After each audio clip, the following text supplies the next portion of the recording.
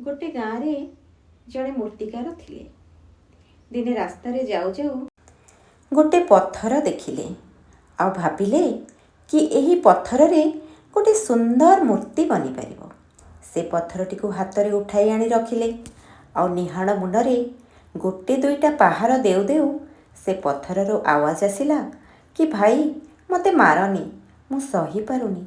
मूर्तिकारटी ताकू छाड़ीदेला आ जोठी थिला सेठी रखिदेई आगकू चलीगला।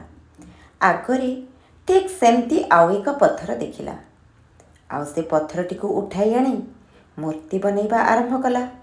मात्र ए पत्थरटी निहाण मुन आ हातुड़ीर प्रहार को चुपचाप सहीगला। आउ 10-15 दिन भितरे गोटे सुंदर भगवान श्रीकृष्णंकर मूर्ति रे परिणत होईगला। गाँ लोके देखिले आ मूर्तिकार को बहुत प्रशंसा कले। मूर्तिकारटी गाँ लोकन को कहिला कि एई मूर्तिटी को नियो गोटे छोट मंदिर करिकी पूजा कर। गाँ लोके खुशी होई गले आ गोटे छोट कुड़िया करी मूर्ति रखी पूजा करिले।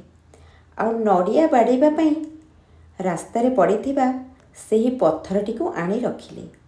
आ प्रतिदिन सेही पत्थर रे नड़िया बाड़ेकी सेही भगवान कृष्ण को भोग लगैले। सेही पत्थरटी एबे मुंडरे हाथ देई भाबिला, मु जदि सेतेबेले टिके कष्ट सही जाइथांती ताहेले 10-15 दिन भितरे मूर्ति होई पूजा पाइथांती।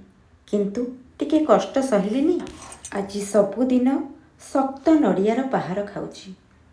एथिरु आमे कौन शिखिले?